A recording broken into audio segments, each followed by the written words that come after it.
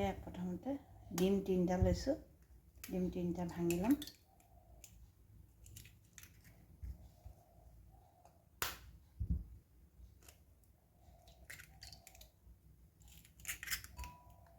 দুটা, এই 3টা।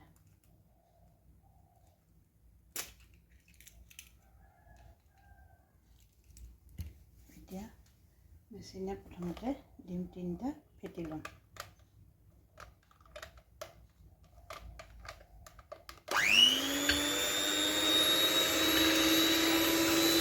বেছি দেৰি নালাগে, 9 মিনিটমান ক্ৰিমি নোহোৱালৈকে।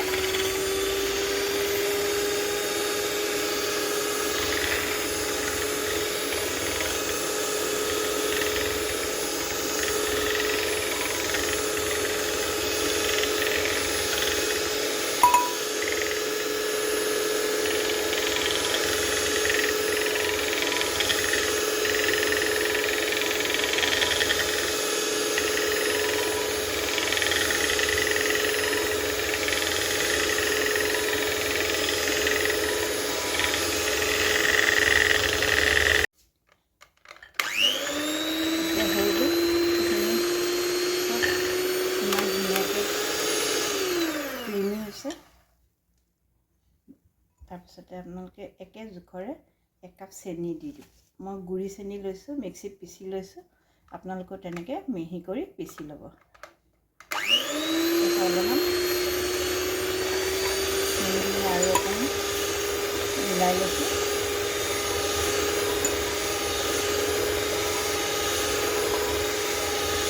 তাৰপিছত একেটা কাপতে ৰিফাইন তেল 1 কাপ ল'ব, লৈ পেলাই ইয়াত ঢালি দিছোঁ। এইখিনি ঢলাৰ পিছত খুব বেছি 1 মিনিটমান মই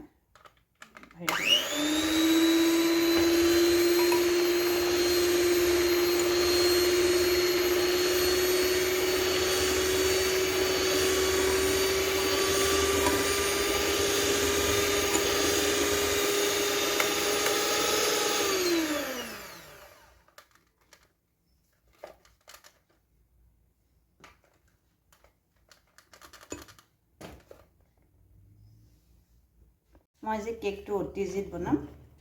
ইয়াত 10 মিনিট গৰম হ'বৰ কাৰণে ইয়াত দিছোঁ।